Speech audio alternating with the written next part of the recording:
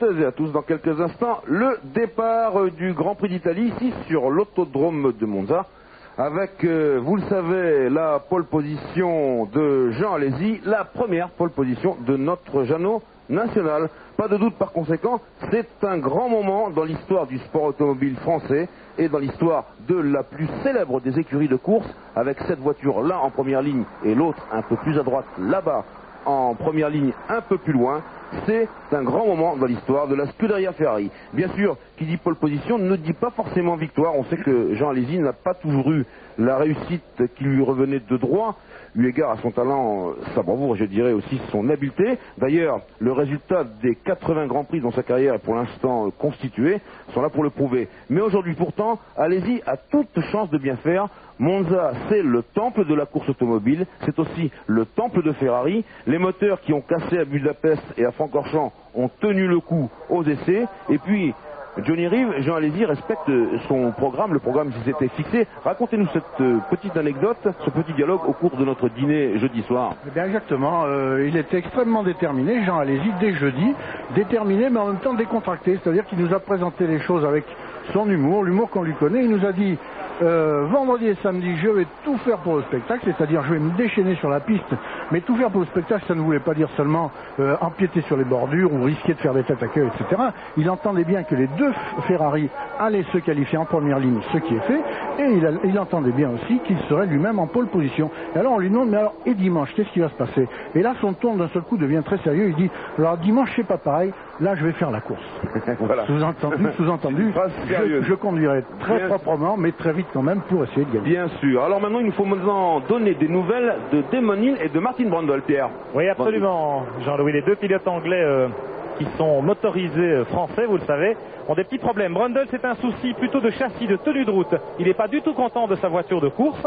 Il avait essayé la voiture de réserve ce matin aux essais libres et après son tour de formation, de mise en grille, il a préféré revenir prendre la voiture de réserve pour disputer ce Grand Prix d'Italie. Martin Brundle qui part très loin sur la grille de départ, vous le savez, en 15e position avec sa McLaren Peugeot. Et puis en ce qui concerne Damon Hill, c'est évidemment beaucoup plus important pour le championnat. Damon Hill qui n'a pas le droit à l'erreur ici à Monza en l'absence de Michael Schumacher. Damon Hill a un problème de fuite d'huile au moteur de sa Williams Renault et donc il est revenu juste à temps pour prendre le mulet et retrouver sa place en deuxième ligne sur la grille de départ. Il y a, Pierre, me semble-t-il, une McLaren Peugeot qui avait l'air d'émettre aussi beaucoup de fumée au moment de démarrer, mais c'est peut-être un problème de graissage au démarrage. Peut-être le phénomène dont avait été victime Brundle au départ du Grand Prix de Grande-Bretagne à Silverstone, aussi, où à l'arrêt la voiture s'engorge un petit peu d'huile, au moment où elle démarre elle souffle son huile par les échappements. À Silverstone ça avait provoqué un incendie, ici apparemment Hakkinen a un petit peu soufflé de fumée, mais tout va bien, elle ne fume plus, la voiture on l'aperçoit ici derrière Panis et Saligier bleu. Voici Hakkinen. Alors que l'on suit les voitures dans ce tour de mise en place définitif de la grille, Johnny, ici, ce qui a beaucoup agité les observateurs et les commentateurs spécialisés de la Formule 1, c'est la position de Leto sur la grille de départ, c'est-à-dire l'absence de Schumacher en réalité. Leto qui, à la place de Schumacher, ne s'est qualifié qu'en 20e position sur la grille, mais il a des circonstances atténuantes, JJ Leto. Il a expliqué que depuis Montréal, depuis le Grand Prix du Canada, il a effectué 3 jours d'essai seulement en 2 séances, un jour une fois, 2 jours l'autre fois, les 2 séances étant séparées par des intervalles de 5 semaines. C'est-à-dire qu'il a dit j'ai passé un été bien tranquille, trop tranquille, et il arrive ici avec la charge, la responsabilité de remplacer Schumacher et dans des conditions bien difficiles pour lui, d'autant plus que ça s'est commencé sous la pluie vendredi, encore plus difficile pour lui. Alors, tandis que les voitures vont entrer dans la parabolique, le véritable enjeu quand même de ce Grand Prix, c'est de savoir si Damon Hill et si Williams Renault vont pouvoir rejoindre Benetton Ford et Michael Schumacher, donc en l'absence du grand Michael. Alain Prost, Damon Hill qui est là, Michael Schumacher qui n'est pas là, ça change considérablement la face des choses, n'est-ce pas? Oui, ça change la face des choses pour le championnat pilote et aussi pour le championnat constructeur, puisque quand même Williams Renault, c'était l'objectif du début de saison après l'accident malheureux d'Ayrton Senna. Donc on va voir, je pense sincèrement que sur le plan fiabilité, les deux Williams Renault sont bien placés pour prendre un maximum de points aujourd'hui. Maintenant, par rapport à Ferrari, qui eux aussi peuvent compter sur le championnat constructeur, on va voir. La fiabilité va certainement être peut-être le point clé de cette course. Les chiffres de ce Grand Prix d'Italie, 53 tours de 5 km et 800 mètres, ça fait un Grand Prix de 307 km et 400 mètres, mais attention, tout ça va très vite, c'est le Grand Prix le plus rapide de l'année, ne l'oublions pas. C'est aussi la 560e épreuve du championnat du monde depuis sa création en 1950, et puis c'est la 12e épreuve de la saison 1994. Depuis 76, date où le circuit avait été changé, et bien ceux qui se sont imposés souvent à Monza, c'est Prost 3 fois, et Piquet également, et puis Senna, Lauda, Peterson, Andretti, Scheckter 2 fois. La grille est maintenant rangée, regardez, ici, quand on parle de temple, c'est ça, c'est cette vue aérienne avec cette esplanade formidable qui exprime la terreur, la puissance des moteurs. Attention, à droite sur votre écran, Jean Alesi, à gauche Gerhard Berger, le rouge est mis, c'est le vert, et Jean Alesi qui accélère, d'entrée, contrôle, Berger derrière. Et puis Demoni qui essaie de passer, Herbert aussi, attention au phénomène de l'entonnoir, à l'embouteillage, ça commence déjà à freiner chaud. C'est la queue de Johnny Herbert, oui, qui a été touché par Irvine. Et il en passe, je crois que Demoni l'a arrêté aussi. Et puis Eric Bernard est passé dans le sable. Avec une suspension abîmée, il y a beaucoup de voitures. Ça fait du monde. Alors les deux Benetton, je crois que c'est une Benetton et une Larousse Ford, ont pu redémarrer. Et c'est Panis qui est arrêté là derrière Irvine. Est-ce qu'il va y avoir un drapeau? Est-ce qu'on va pouvoir dégager? Ce serait difficile pour la Ferrari, mais comme les deux Ferrari ont l'air de bien marcher en tête, peut-être qu'on va croiser les doigts pour les deux hommes de la Scuderia. Vous voyez le trou derrière? Là, il y a un trou serré. Mais drapeau bien sûr, bah oui, drapeau rouge. Voilà, ben voilà la réponse. Eh bien, c'est clair et net, il faudra refaire un départ. Alors Alain, je sais que ça vous n'aimez pas, et je crois que la mécanique n'aime pas ça non plus, un deuxième départ. Non, on n'aime pas, mais enfin, en ce qui concerne le premier, c'est évident que, de toute façon, comme vous l'avez dit tout à l'heure, c'est un circuit très spécial au niveau du départ. Il faudra certainement que ce départ, cette première chicane soit modifiée, parce que l'étranglement, c'est très souvent qu'il y a un incident, mais on a vu Irvine apparemment qui est arrivé très très vite derrière Herbert, et qui l'a carrément poussé en tête à queue. Et quand un incident se produit dans les premières lignes, c'est-à-dire apparemment là c'était la troisième ligne, on va le voir sur la droite, il va... Oui, voilà, au final, Irvine qui tape Herbert. On peut récupérer le relais de ce côté-ci? S'il vous plaît, messieurs, Pierre, un petit peu de silence, voilà des ailerons qui traînent. Johnny, on voit très bien l'action. C'est Irvine qui a, comme le dit Alain, qui a embroché, voici une vue de l'action, Irvine qui a embroché Johnny Herbert. Johnny Herbert, dont toutes les illusions disparaissent sur ce coup-là, puisque s'il prend le mulet Lotus, c'est un mulet qui ne sera vraisemblablement pas propulsé par le nouveau moteur Honda qui lui avait permis de se qualifier en 4e position. Et on voit que les deux Ferrari échappent au cataclysme et que derrière, seul Damon Hill réussit à se glisser et Hakkinen, alors qu'après c'est la panique générale. Là c'est Eric Bernard qui vient de franchir le sable et derrière Irvine, on le voit mal, c'est Panis qui est bloqué.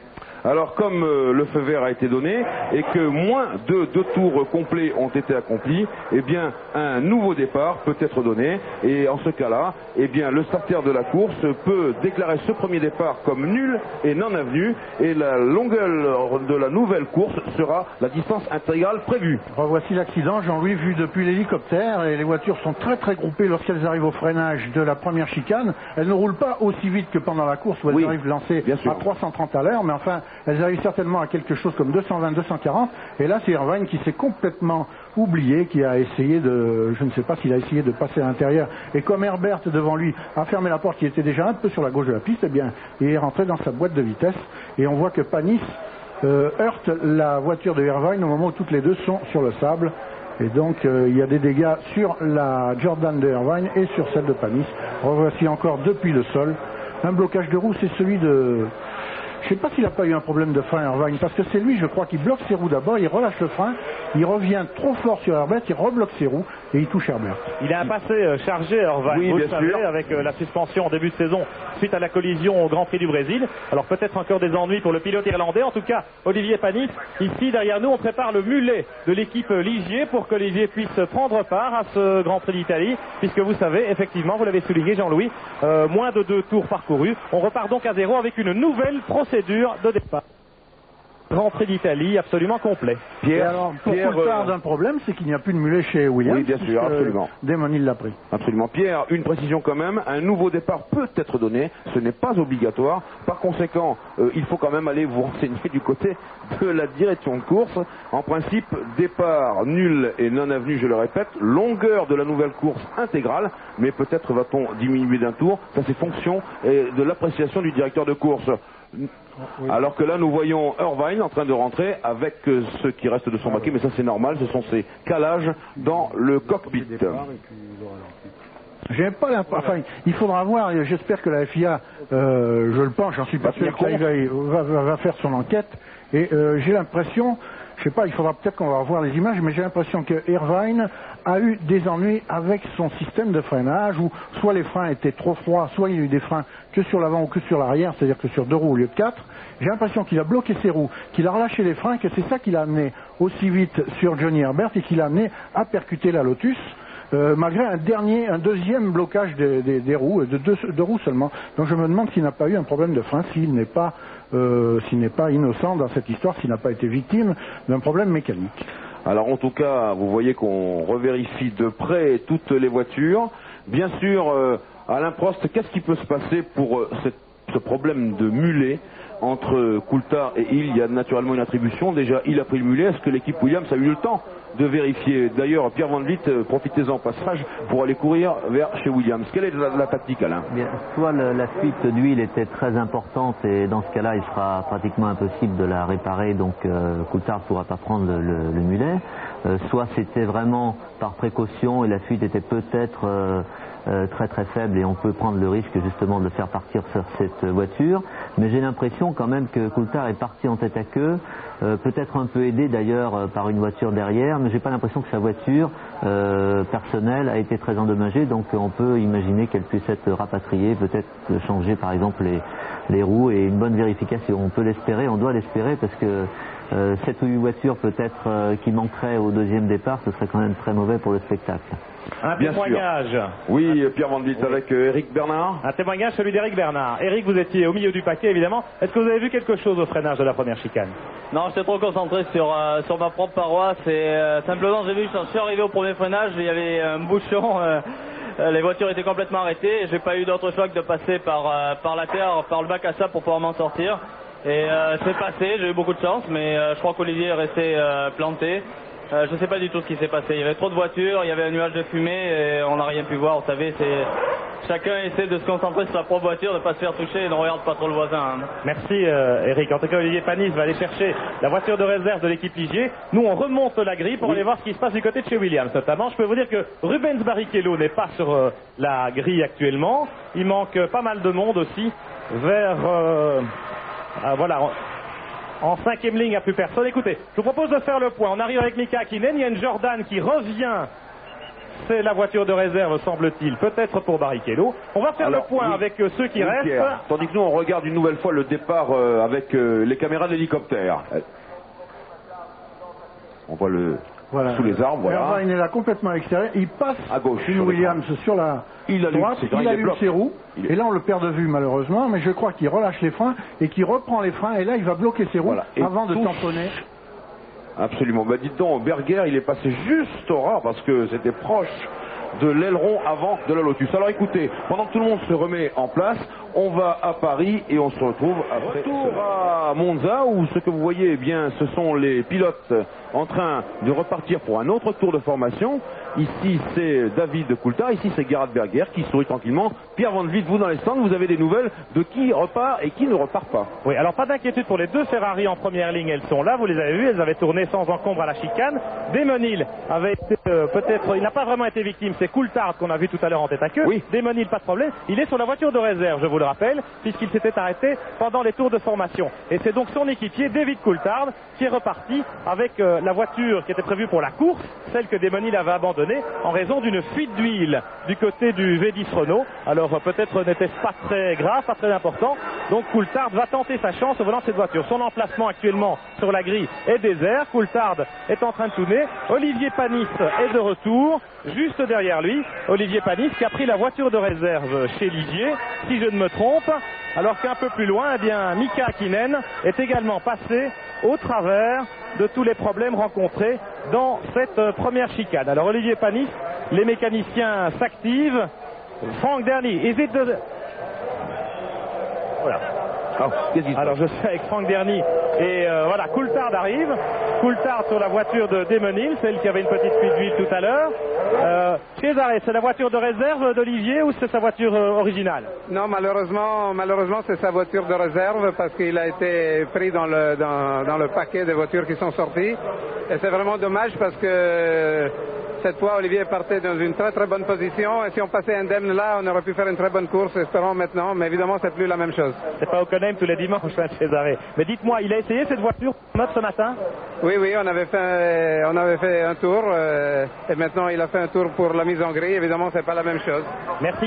Pierre, on peut faire confiance aux mécaniciens de l'équipe Ligier. Rappelez-vous que hier, ils ont réparé la voiture de course de Panis en une dizaine de minutes et Dieu sait qu'il avait tapé assez fort, Panis, et donc ça s'est vraiment bien passé, donc il peut faire confiance aux mécaniciens qui se sont occupés du mulet. Alors derrière la Ligier de Panis, eh bien il y a la McLaren de Mika Hakkinen qui est donc passée sans encombre, et puis la Sauber d'Andrea De Cesaris, extrêmement bien qualifiée de Cesaris, mais regardez-le, il est en équilibre instable pour l'instant, c'est la voiture de réserve de l'équipe Sauber, parce que De Cesaris a eu un problème aussi dans cette première chicane.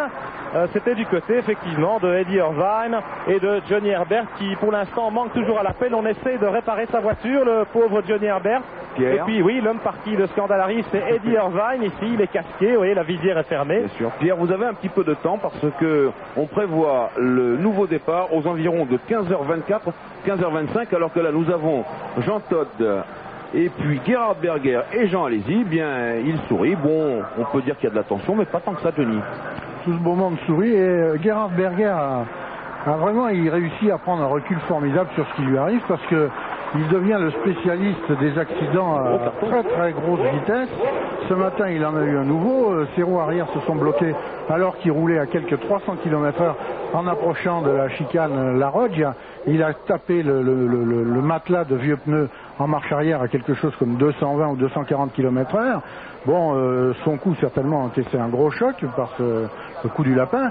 Et l'année dernière, Berger avait déjà connu des cartons terribles au Brésil, ici même en Monza aux essais, oui, et puis au Portugal. Et puis tout à l'heure, juste avant de quitter le motorhome Ferrari, lorsqu'il regagnait le stand Ferrari, en disant ça y est, je vais pouvoir conduire, tout va bien, tout ça, il rigolait. Il rigolait tout simplement. Alors un petit mot avec Eddie Jordan. Eddie, what happens to Eddie Irvine at the start? Any brake problem? Or?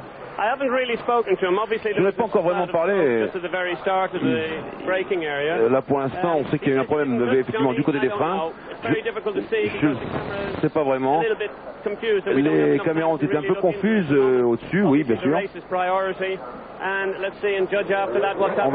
On verra exactement ce qui s'est passé. C'est la voiture de course de Rubens Barrichello et Rubens lui est sur le mulet. Assez compliqué. C'est un peu confus, mais dans toutes les équipes, hein, c'est comme ça parce qu'on a un petit peu joué chaise musicale. Déjà avant ce départ, évidemment, oui, ça n'a rien arrangé. C'est ça qui, effectivement, pénalise l'ordre des voitures attribuées. Alain Prost, dans les grandes équipes, on prépare les mulets et les voitures de course de façon absolument identique. Peut-être que l'équipe des mécaniciens change. Oui, sur le plan performance, normalement, maintenant, dans les meilleures équipes, entre mulets et voitures de course, il y a très peu d'écart. La différence, bien sûr, se fait au niveau de la mise au point. Le pilote, avec sa voiture de course, tourne 90% du temps avec. Et bien entendu, il peaufine un peu les réglages, alors que sur la voiture de course, on transmet les réglages du premier pilote.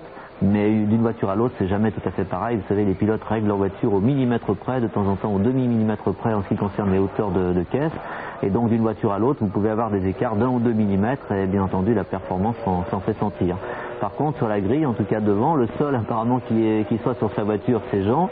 Et donc, ça doit lui donner encore un peu plus confiance. Alain Prost, quand vous parlez des pilotes qui règlent les voitures au demi-millimètre, ça ne concerne que vous, franchement. Johnny. À la différence de ce que vient de dire Alain, il faut se souvenir que depuis cette année, c'est-à-dire qu'Alain n'a pas connu ce règlement-là, je crois que c'est cette année et pas l'année dernière, le mulet ne peut, si déjà l'année dernière pourtant, oui, absolument. Le mulet ne peut plus être utilisé aux essais, sauf si un pilote le choisit le matin. C'est-à-dire que la plupart du temps, le mulet ne roule pas le vendredi et le samedi, et les pilotes se contentent de lui faire effectuer 2 ou 3 tours de contrôle au rodage du dimanche matin, ce qui fait que les mulets sont quand même moins bien préparés qu'avant, à l'époque où on avait le droit de sauter d'une voiture dans l'autre le même jour sans avoir à prévenir du changement de voiture. Vous vous souvenez, Alain, que c'était votre jeu favori de travailler à la fois sur le mulet et sur la voiture de course, d'essayer d'un côté, d'essayer de l'autre. Ça maintenant on ne peut plus le faire non plus. Oui, c'est vrai, c'était à l'époque surtout, on avait beaucoup plus de tours, la possibilité de faire beaucoup plus de tours pendant les essais, et souvent on travaillait à peu près à 60% voiture de course, 40% mulet.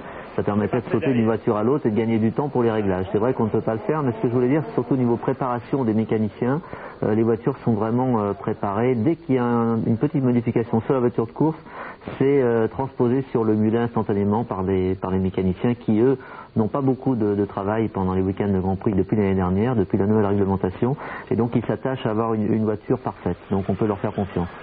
Pierre Van Vliet, oui, avec Jean-Marc Gounon. Avec Jean-Marc Gounon, c'est-à-dire que j'ai fait toute la grille, donc tout le monde est là, sauf Johnny Herbert actuellement, qui n'est pas en place.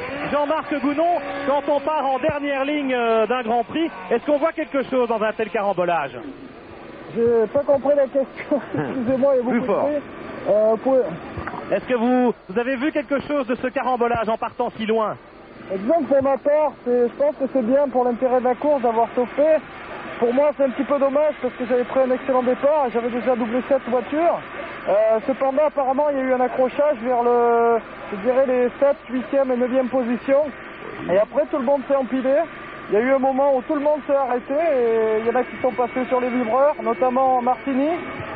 Il y en a qui sont passés par le bac à sable, notamment une Delarousse. C'est vrai que c'est toujours le problème à Monza. Dans ces cas-là, on essaie surtout de sauver sa peau, non? Oui, exactement. J'ai mis la première, je me suis arrêté, j'ai trouvé une ouverture et je suis passé, mais bon.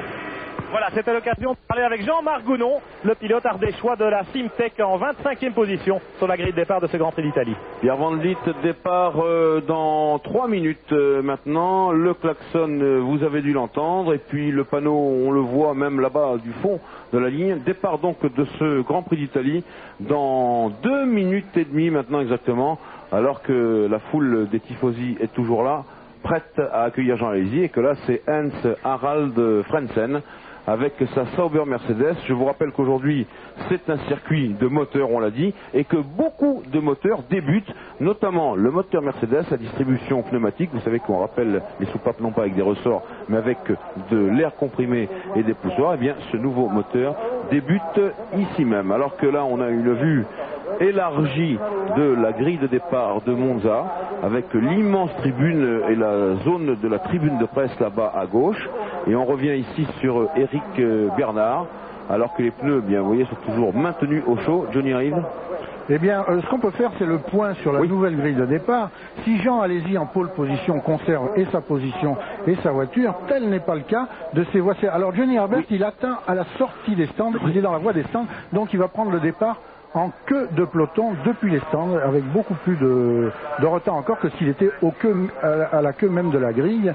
Il part de la ligne des stands, donc après tout le monde, vraiment. Quel dommage, quel dommage pour Johnny Herbert avec cette Lotus Honda qui est malheureusement irréparable après l'accrochage avec Eddie Irvine au départ. Herbert est donc parti maintenant sur la voiture de réserve. Il va partir bon dernier. Voilà, on nous ferme la porte du garage chez Lotus. Herbert en 2e ligne avec le 4e temps et un nouveau moteur V10 Honda était plein d'espoir. Là, il va partir bon dernier avec l'ancien moteur.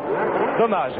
1 minute maintenant, Johnny Reed, on continue à faire le point. Donc Alesi qui conserve, on le voit ici, sa pole position et sa voiture, et qui possède un avantage plus que psychologique, un avantage matériel sur ses adversaires immédiats, puisque Berger derrière lui, qui a eu son accident ce matin, part avec le mulet Ferrari. Damon Hill, qui est derrière Berger et derrière Alesi, part avec le mulet Williams, qui a très très peu roulé aux essais. Herbert n'est pas là. Coulthard part non pas avec sa voiture, avec celle de Damon Hill. C'est pas tout à fait les mêmes réglages, il sera peut-être pas aussi à l'aise qu'avec sa propre voiture. Panis derrière Coulthard part avec le mulet, et il faut arriver à Hakkinen, qui avait donc le 7e temps des essais, pour trouver un homme avec sa propre voiture. Eh bien, ce que je vous disais tout à l'heure, l'article 145 du règlement sportif de la Formule 1. On repart donc avec l'essence comme il convient et 53 tours de course, donc la distance intégrale 307 km et 400 mètres, alors que là, eh bien ça c'est la voie royale. On est dans la Ferrari de la pole position, la Ferrari de Jean Alesi. Alors Berger est parti tellement vite qu'il a surpris Alesi, il a roulé pendant quelques décamètres devant son équipier. J'espère qu'il c'est interdit ça. Pas sanctionné. Ça peut coûter 5 secondes de pénalisation et une pénalité arrêtée, c'est ce qu'on a vu. Non mais à condition, précise la fédération, oui, que le pilote qui a été dépassé ait été ennuyé pour quelque raison que ce soit. Et là, Alesi, dès qu'il a pu, il est repassé devant Berger. Donc je pense qu'il n'y a pas de faute. On négocie maintenant la courbe, la chicane de la Roggia. On va rentrer dans l'ESMO. Un virage qui était effrayant, qui maintenant, vous voyez, voilà, et qui maintenant est beaucoup resserré. Allez-y, est clair là-dessus. On passait à 265, maintenant on passe à 165 environ. C'est un virage qui se négocie en 3e au lieu de 5e. Là, c'est 5e, 6e, bien entendu. On arrive à la chicane Ascari. Très vite, elle est toute en 4e. Donc très très rapide par rapport aux autres chicanes qui se négocient souvent en 2e. 4e vitesse, bas en régime à l'entrée, moyen régime à l'accélération progressive et à fond à la sortie où on passe tout de suite à la 5e vitesse. Ligne droite, Jean Alesi fait chauffer ses pneus. Cette ligne droite à fond de 6e naturellement, qui amène à la célèbre parabolique, où je le disais ce matin dans Automoto, on rentre sur un fil en 4e, il n'y a pas vraiment beaucoup de marge de manœuvre. Là voilà l'entrée de la parabolique très tangente, et à partir de là on remet l'accélérateur à fond, et là il faut tenir la voiture, grand effort physique, nous précisait Jean Alesi, et on sort de la parabolique là à la limite, et on arrive devant les stands. Voilà, Jean Alesi se rend sur sa place, la pole position de ce Grand Prix d'Italie. Jean Alesi qui a attendu 80 Grands Prix, le grand Jean Alesi comme disent ici les Italiens, avant de voir sa carrière s'orner d'un joli fleuron. La pole position, eh bien une pole position, ce n'est pas si mal. Vous savez que là-dedans, dans ce domaine, le roi c'était Ayrton Senna. Jean Alesi s'est rangé à droite sur votre écran, Berger à gauche, ou plutôt au centre. Derrière, vous voyez qu'on suit la bonne ligne parce que c'est la bonne trajectoire et qu'il ne faut pas encrasser ses pneus. Et au dernier moment, on rejoint sa position sur la grille. La position de la Lotus, vous l'avez vu sur la grille, était libre.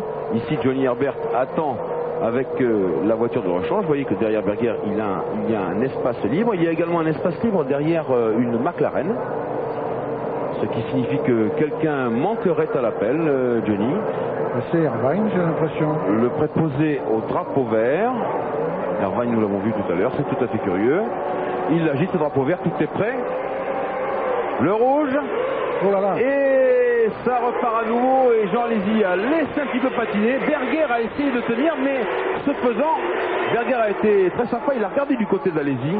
Geste très sportif, mais une Williams s'est passée. Merci pour les caméras. Voilà, on n'a plus rien. Et voilà. Et Berger a réussi à repasser la Williams qui était à sa hauteur à nous, un peu bon. Il a réussi à la repasser après la chicane, mais cette fois tout s'est bien passé dans la chicane Goodyear. Et voici Irvine qui était loin. Il est parti, et c'est Eric Bernard est en panne. Oh là, une sortie. Oh, ça revient dans le peloton, ça grave ça. C'est Morbidelli avec la Rose à moteur Ford. J'ai cru à un moment qu'il allait revenir en vrac dans le peloton, comme on dit dans le jargon de la Formule 1, et ça, il n'y avait pas pire, surtout à l'endroit où ça s'est produit. Alesi devant Berger et les deux Williams. Alors là, Berger, il a fait quelque chose de formidable. Il a vu que Jean Alesi avait un petit problème, un petit quart d'hésitation, je ne sais pas très bien ce qui s'est passé, il l'a regardé, et ce faisant, il a été surpris par la Williams Renault qui a tenté de le déborder. Alesi au freinage à la chicane Ascari, Berger qui doit passer ici avec un petit peu de retenue quand même. Donc les deux Ferrari et les deux Williams. Les deux Williams au commandement de ce Grand Prix d'Italie. Une crevaison.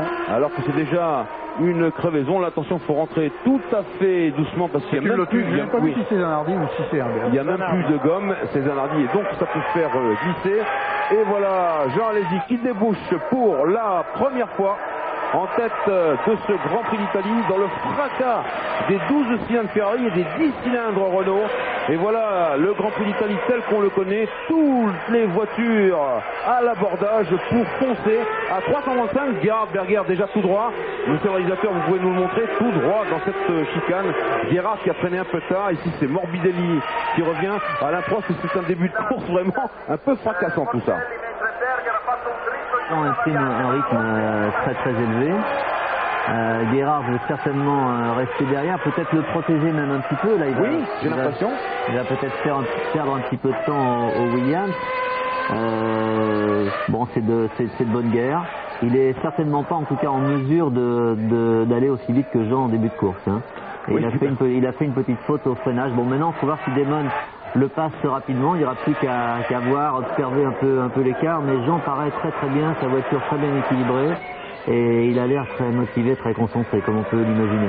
Bon alors, dimanche je fais la course, voilà, c'était ça la conclusion. Il y a quelque chose, un éclat, oui, un éclat sur la route, alors que on nous donne le classement à l'issue du premier tour. C'est Alesi devant Berger à 1 seconde 2, il à 1 seconde 9, Coulthard à 1 seconde 6, Hakkinen est 5e à 3 secondes 8. On revoit la petite passe d'armes de Berger qui a freiné un peu tard, et je dois quand même dire que ce matin, s'il est sorti si fort, Berger sait quand même qu'il avait freiné un petit peu tard aussi. Alors que la voiture du docteur, eh bien on rentre se garer, nous la voyons de notre cabine. Le classement n'a pas varié en tête, Hakkinen toujours 5e, Frenzen 6e, alors que c'est Verstappen qui rentre lui aussi victime d'une crevaison. Décidément, ça s'est un petit peu harponné, ou alors ça veut dire que les pneus ne résistent pas, mais non, c'est des petits coups de harpon, c'est des touchettes, et ça forcément ça peut arriver surtout dans les embouteillages comme la première chicane. La voiture est endommagée, là, on voit les... Oui, touchée aussi. Il va falloir d'ailleurs, oui, ça c'est le détecteur qui a... Et une autre victime de ce petit carambolage dans le peloton avec Morbidelli, c'est Eric Bernard, malheureusement, qui a dû s'arrêter. On a vérifié si la voiture n'avait pas trop souffert. Il a changé de pneumatique, il est reparti avec un bon tour de retard. Et puis la Lotus de Zanardi est rentrée aussi sur 3 roues avec une crevaison. Décidément, un Grand Prix d'Italie très mouvementé. Alors, je reprends le classement. Hakkinen 5e, Frenzen 6e, Katayama 7e, De Cesaris 8e, Barrichello 9e, Brundle 10e, Leto 11e, alors qu'on revoit pourquoi Verstappen il a dû être tapé à l'arrière parce qu'on voit que la roue avant gauche ne touche plus par terre. Exactement, ça veut dire qu'il a été harponné cette fois. À moins qu'il ait pris un vibrant un peu fort, mais je ne le crois pas. Au 10e Brundle, 11e Leto, 12e Blundell, 13e Fittipaldi, 14e Martini, 15e Thomas, 16e Alboreto, 17e Dalmas, 18e Herbert, 19e Brabham, 20e Irvine, 21e Goulon, et puis les deux Ligier qui sont loin. Alors que là, c'est la Ferrari de Jean Alesi sur la voie royale qui déboule maintenant avec pas loin de 5 secondes d'avance sur Berger, lui-même talonné par Hill et par Coulthard.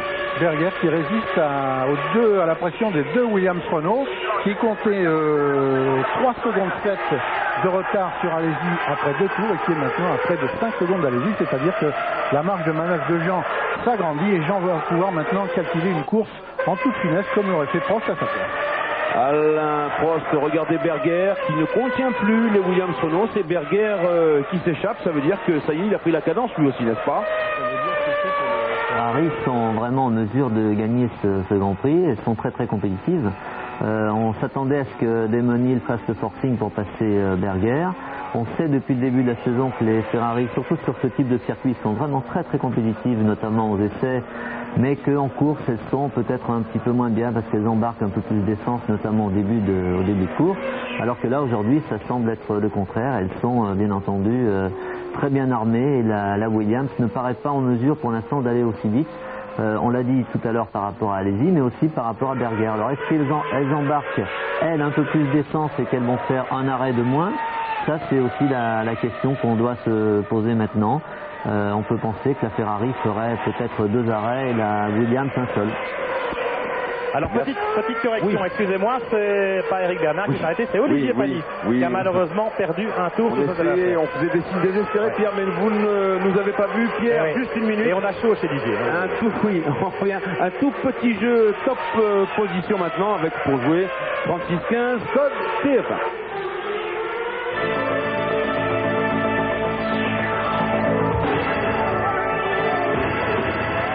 Voilà Pierre, et on revient chez vous. Alors on parlait de chaud, qu'est-ce qu'il y a exactement qui fait chaud dans l'écurie Ligier? C'était un pompier? Bah oui, tout simplement. C'était un pompier, bien sûr, bien sûr. Ah oui, ils sont complètement inifugés maintenant.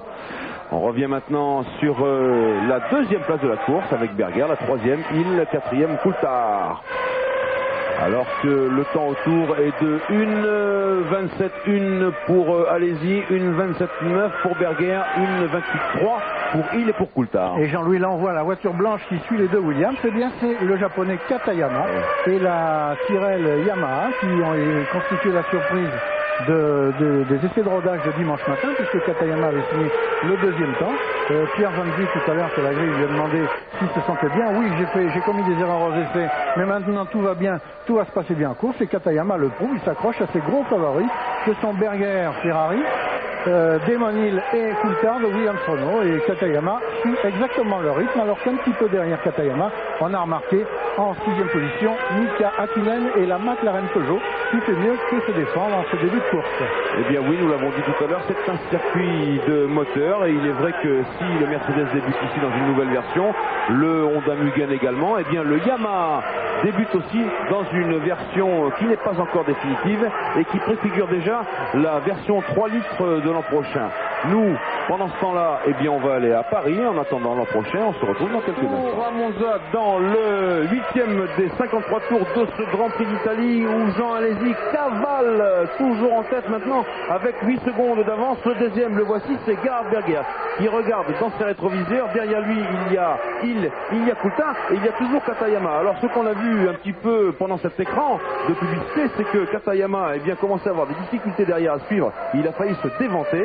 Et puis ce qu'on a vu également, c'est Comas un peu plus loin qui a eu des ennuis à l'entrée de la parabolique, mais tout est rétabli maintenant, sauf Johnny. Non, Comas a eu des ennuis parce que Martini l'a attaqué au freinage, il a voulu le laisser passer, mais ça l'a amené à virer un petit peu à l'extérieur et il a été obligé de bloquer ses roues pour ne pas sortir de la route, et ça a été miraculeux qu'il maîtrise sa voiture. Bravo Comas. Alors que les deux Williams s'étaient un petit peu séparés de la Ferrari qui allait un peu plus vite en tête, les voici maintenant de retour. Ça veut dire, ça, Alain Prost, que la stratégie des ravitaillements sera probablement différente, et pour les deux équipes, le poids des voitures n'a pas l'air d'être le même exactement.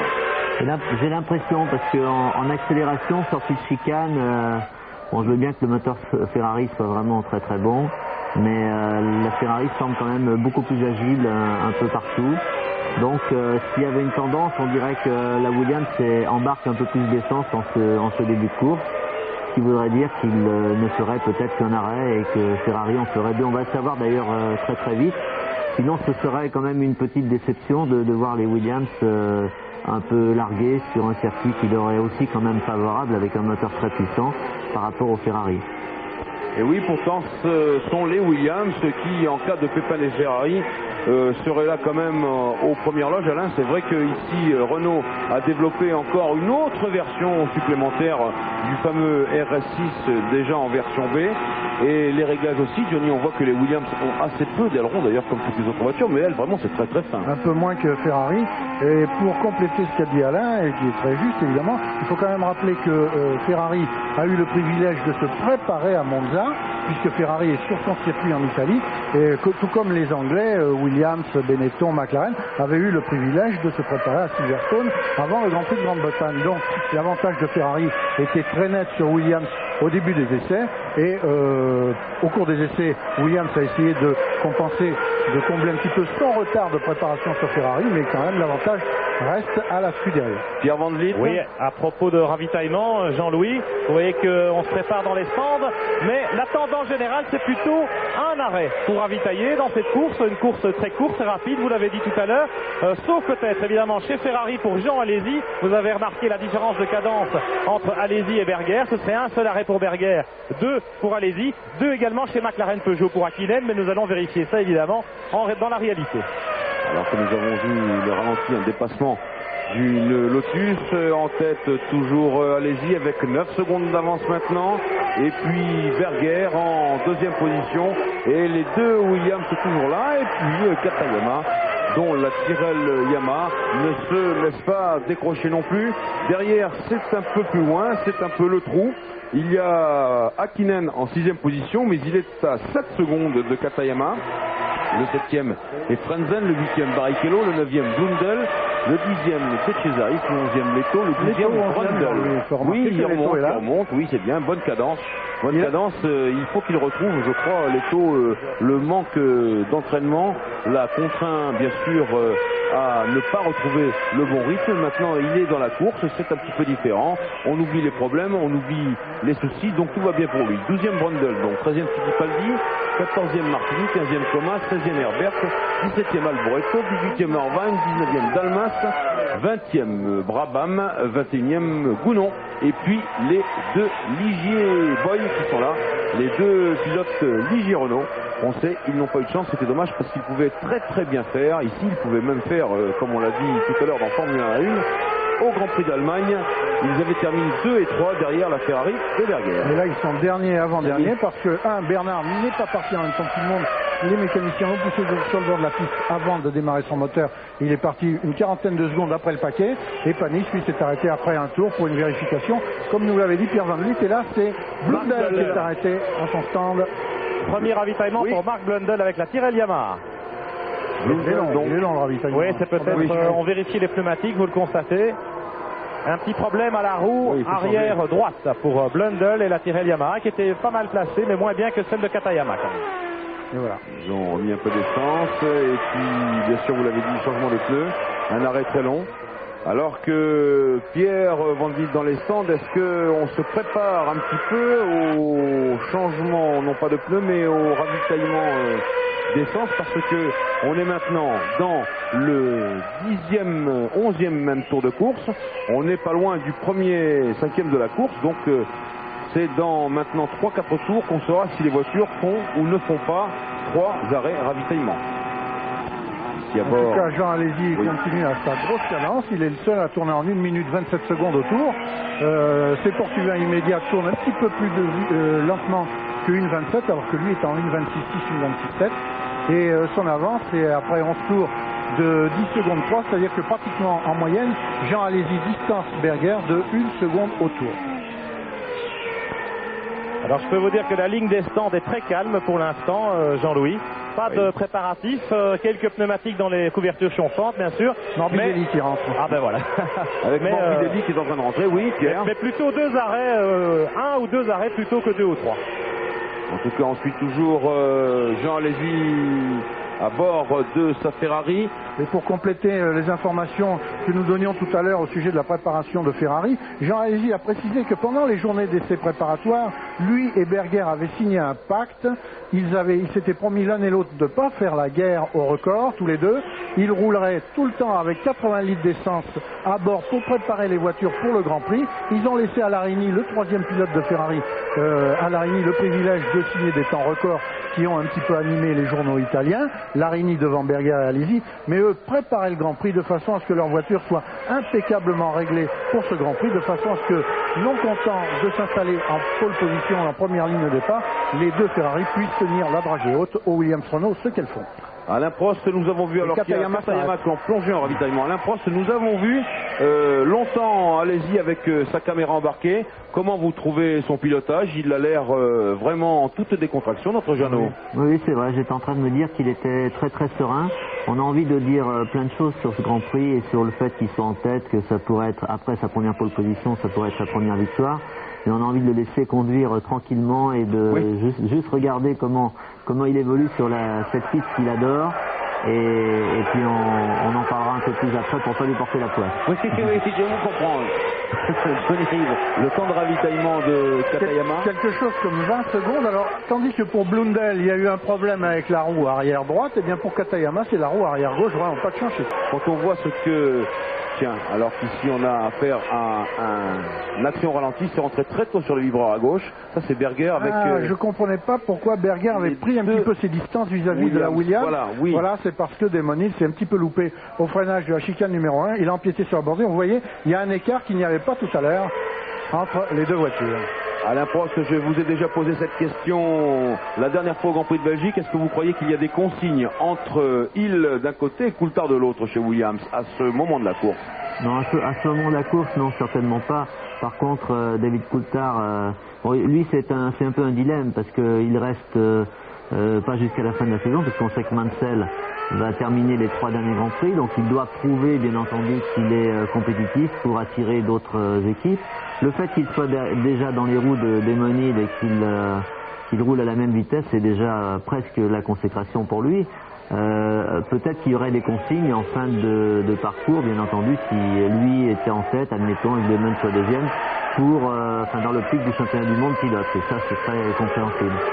Difficile à accepter pour lui, mais compréhensible à partir du moment où quand même il y a beaucoup d'intérêt et que le championnat du monde pilote, aussi bien que constructeur, est très important pour une équipe comme Williams Renault.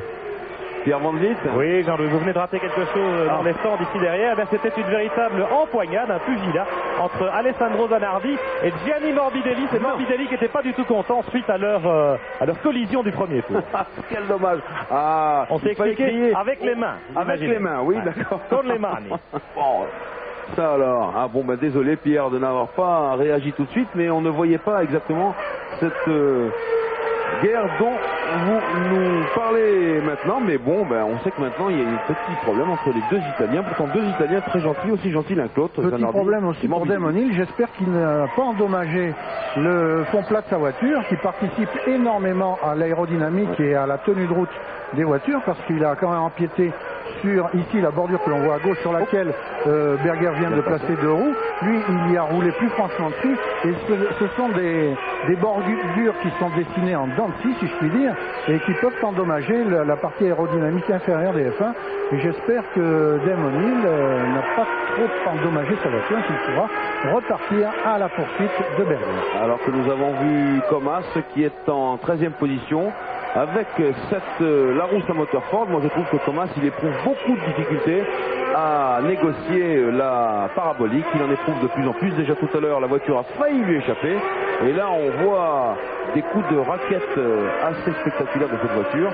Attention donc à Comas, la parabolique est un endroit qui ne pardonne absolument pas. Mais il se défend bien Comas, puisqu'il est dans un groupe à seulement je dirais à peu près 8 secondes de Brundle. Herbert qui abandonne, Pierre Van Vliet qui va y avoir une autre arrivée dans le stand de Lotus Honda. Herbert qui range sa voiture à la hauteur de l'entrée de la chicane Ascari. Alors que Jean Alesi est à son stand, top pour lui. Ravitaillement de Jean Alesi, tout est prêt chez Ferrari. Je vous parlais de 2 pit stops au moins pour Jean. Et sans doute un seul pour Berger. Voilà le leader qui repart après un petit arrêt, un petit problème, un petit souci. C'est signe. Allez. C'est la boîte de vitesse. Aïe, non, c'est pas possible. Non, faut pas le toucher. Faut pas le toucher. Il a du mal à enclencher son rapport, l'embrayage. Il y a quelque chose, voilà. Jean Alesi qui vient de faire ce geste quel dommage. près de lui, mais quel dommage. La voiture n'a pas réaccéléré. Incroyable. Jean Alesi qui se tient la tête. Est-ce que ça va pouvoir repartir? Il regarde dans ses rétroviseurs. Il tape sur son volant. Eh bien non. Jean Alesi ne gagnera pas son premier Grand Prix aujourd'hui. Alesi ne gagnera pas le Grand Prix d'Italie. Attention, là il faut savoir que s'il est sorti de la zone des stands, on n'a pas le droit de le ramener de cette façon, car au commissaire technique, mais je crois que c'est l'abandon pour Jean Alesi. Pierre. Non, il était toujours sur le pit lane, à la hauteur d'autres stands un peu plus loin. On le ramène en marche arrière. Jean Alesi, vous le voyez, mais il a retiré ses gants, Pierre. Ouais, tout à fait. Eh bien, voilà qui nous laisse Gerhard Berger en tête de ce Grand Prix d'Italie, alors qu'on revient. Remets tes gants, on lui dit. Remets tes gants. Il y a quelque chose qui s'est passé. On va essayer de faire repartir la Ferrari. Si c'est un problème de moteur et bien comprimé, on peut effectivement remettre de l'air dans la bonbonne. C'est vrai. Pendant ce temps-là, Berger. Voilà, ça repart. Le moteur V12 de la Ferrari repart. Problème, visiblement, pour enclencher les vitesses. Oui, c'est la pompe hydraulique qui permet d'enclencher les vitesses qui est en difficulté. Alain Prost, tout ça c'est dramatique pour Jean Alesi. Ah oui, c'est dramatique. Ce serait vraiment, je suis très très déçu pour lui. Apparemment, il y a un problème, c'est très difficile de savoir ce que c'est, vous savez, ça peut être vraiment d'innombrables raisons. Là, il est vraiment très en colère. Il jette ses gants par terre, Jean Alesi. Oui, c'est une immense déception parce que, la course aurait certainement été très intéressante dans la mesure où il allait faire 2 arrêts et les autres peut-être qu'un arrêt, mais il avait vraiment la course apparemment en main, il conduisait parfaitement. Et c'est une déception qui est encore plus cruelle sur son circuit, c'est pratiquement son Grand Prix national. Et on peut comprendre qu'après une saison qui lui a pas toujours souri, une victoire ici à Monza aurait atténué, aurait pratiquement fait oublier tous ces déboires de cette partie de la saison. Mais là, c'est dur à accepter. Son casque, oui, c'est José, son vous êtes en train de courir derrière lui, Pierre. Oui, bien sûr.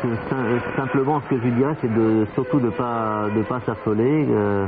Ferrari, c'est une équipe fantastique. Il donne beaucoup à Ferrari. Ferrari lui donne malgré tout beaucoup, même si sur le plan fiabilité, sur le plan performance, ça n'a pas toujours été là. Maintenant, c'est la fiabilité. Mais il progresse beaucoup et c'est une équipe dans laquelle il se trouve très très bien. Et je lui conseillerais personnellement de rester de toute façon dans cette équipe parce que c'est là où il aura peut-être quelques problèmes et quelques problèmes de fiabilité notamment, mais c'est là où il aura surtout les plus grandes satisfactions quand il va gagner et normalement ça devrait quand même venir très bientôt. Alain, j'espère qu'il entendra vos conseils. Vous lui avez parlé, je crois, avec beaucoup de tact et aussi beaucoup d'amitié dans votre voix. On lui redira ça à Jean, mais je le répète, cela peut vraiment déclencher chez lui des cataclysmes, un nouvel abandon après son départ fulgurant au Grand Prix de Belgique. Et là, il se promenait en tête. Johnny, il avait combien d'avance au moment de son arrêt? Pas loin de 9 secondes ou 10 secondes? En Belgique? Non, ici à Monza. Ah, ici, je ne l'ai pas noté, mais il avait quelque chose comme 12 secondes d'avance. Oui, ce qui est énorme. Alors que là, effectivement, eh bien, le Grand Prix d'Italie est relancé parce que Berger est en tête dans le 19e tour, mais il a 2 secondes d'avance seulement sur Rir et 2 secondes 8 pour plus tard, ce qui remet en cause toute la stratégie de la Scuderia Ferrari, n'est-ce pas, Alain? J'ai l'impression que la stratégie, je peux me tromper, mais était, comme vous l'avez dit d'ailleurs au début, 2 arrêts pour Jean et un seul pour Berger. C'est pour ça que l'écart était si important entre Alesi et Berger en début de course. Ils ont fait pratiquement jeu égal pendant les essais, un petit avantage pour Jean puisqu'il avait un dixième d'écart sur la grille de départ. Mais là en course, il y avait pratiquement une seconde de tour. Et même si Gerhardt a eu son accident ce matin, on peut penser qu'il avait une voiture embarquant un peu plus d'essence, d'ailleurs comme les Williams. Donc apparemment ils vont faire un arrêt au stand tous les deux, c'est-à-dire Ferrari et Williams, avec un petit avantage bien entendu pour Berger qui doit avoir à peu près maintenant 2-3 secondes d'avance.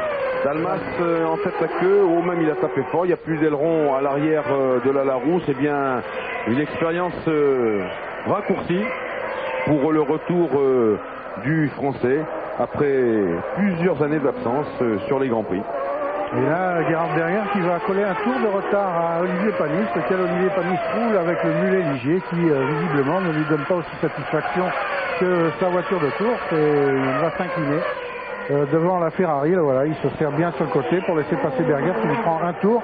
Actuellement, Panis est en 21e position, il est dernier du peloton. Il se rapproche, voici la sortie de route d'Almas. Il était déjà sorti de la route au même endroit et à peu près de la même façon, mais de façon encore plus spectaculaire lors des qualifications de samedi. Le dernier Grand Prix de Yannick Dalmas, je crois que c'était en Espagne en 1990. Nous, on va jouer au jeu de top position.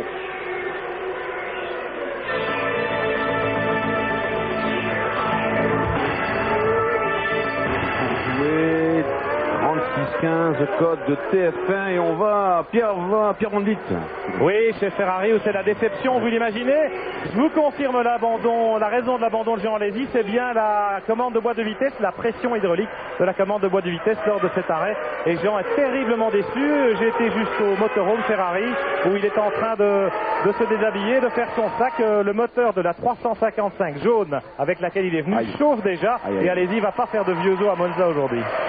Alors qu'on revoit au ralenti une panne qui lui était déjà arrivée au Grand Prix de Hongrie, c'est ça qu'il avait arrêté. Jean, au Grand Prix de Hongrie, il était 3e lorsque la pompe de pression hydraulique de la boîte avait lâché. Et c'est ce qu'il avait arrêté en Hongrie déjà, il n'y a pas de moteur à l'époque.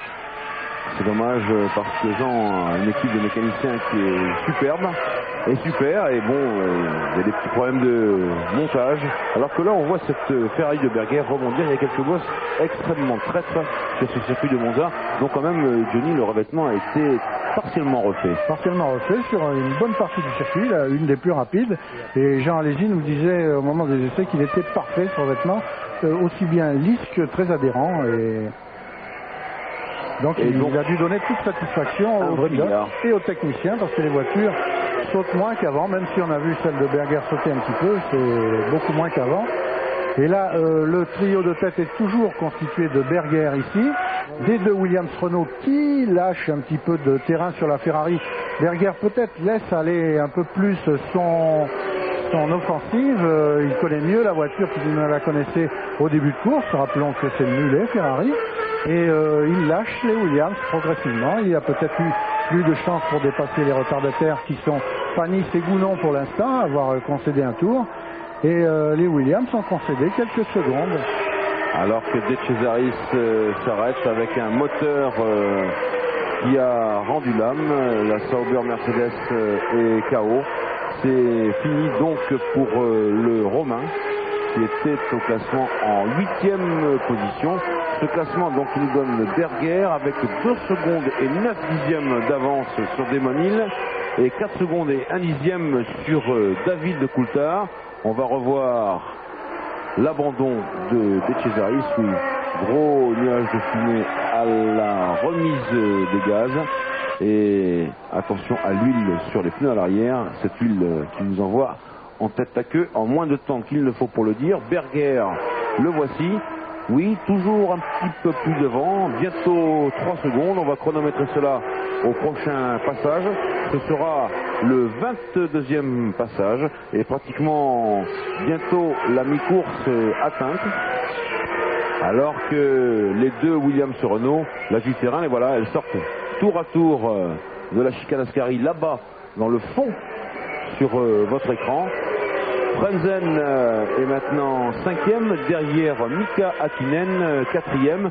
Alain Prost, si une McLaren Peugeot figurait sur le podium ici, ce serait quand même intéressant pour le motoriste français qui est le rival de Renault, parce qu'il faut rappeler qu'il n'y a pas si longtemps, il débutait tout juste dans les Grands Prix.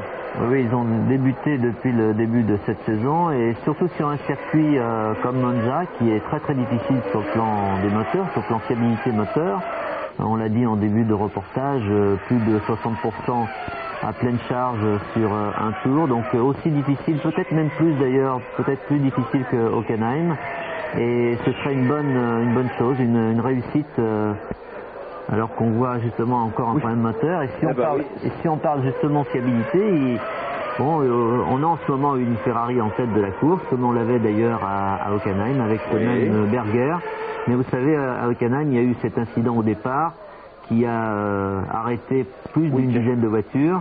Et puis l'incident de Schumacher après quelques tours. Donc on n'a pas bien pu juger et jauger la fiabilité de cette Ferrari qui, sur les 2 derniers Grands Prix, n'a pas non seulement marqué un seul point, mais n'a pas pu rallier l'arrivée avec ces 2 voitures. Donc 4 abandons en 2 Grands Prix. Et on va voir avec les Williams Renault qui poussent derrière elles. Donc impossible de justement ralentir un petit peu la cadence comme Berger avait pu le faire en Allemagne. On va voir si la fiabilité est au rendez-vous pour une fois. Alors que là, c'est Frentzen qui a lui explosé son moteur Mercedes, ce qui veut dire que c'est un problème commun en 2 voitures. À l'époque, pour son moteur V6 turbo compressé que vous avez conduit, cher Alain, mais celui-là, la distribution pneumatique, c'était je crois sur le moteur de Senna en 1986, la dernière année que Renault a effectué dans le cadre des moteurs turbo. Et puis maintenant tout le monde y vient. On sait que pour avoir des régimes moteurs très hauts, eh bien il faut que les soupapes marchent très vite. Et pour rappeler les soupapes, alors que là c'est Barrichello qui est à son stand, pour rappeler les soupapes, eh bien on prend des ressorts sur les voitures normales, mais les moteurs de Formule 1 ça va tellement vite que les soupapes on les renvoie avec des tout petits poussoirs actionnés par de l'air comprimé.